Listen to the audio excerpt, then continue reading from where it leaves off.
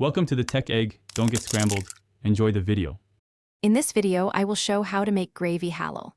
Start by confirming all ingredients are halal, especially stock, bouillon, and any added flavors.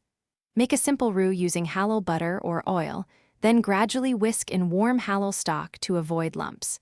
Taste and season with salt and pepper, and finish with a splash of halal cream or lemon for brightness. Make a roux first and keep the heat steady so it cooks evenly without burning. Melt halal butter or heat oil, add flour, and stir constantly until the mixture reaches the color you want. For light gravy, stop when golden. For richer flavor, cook longer until brown. Gradually add warm halal stock while whisking to create a smooth texture, then simmer to thicken and develop flavor. Quick recommendation: if you need a mood lift while cooking, grab a little Tree's black ice to keep your car smelling great after grocery runs.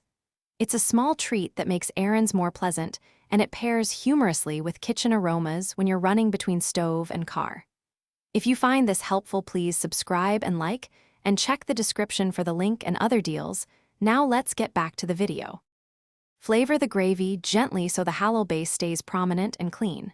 Add finely chopped herbs, cracked pepper, and halal-certified condiments sparingly, tasting as you go. If the gravy becomes too thick, thin with warm halal stock or water rather than cold liquid to maintain smoothness.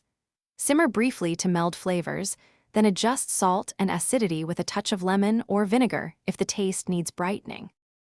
Thanks for watching. Consider subscribing if I helped unscramble your problems.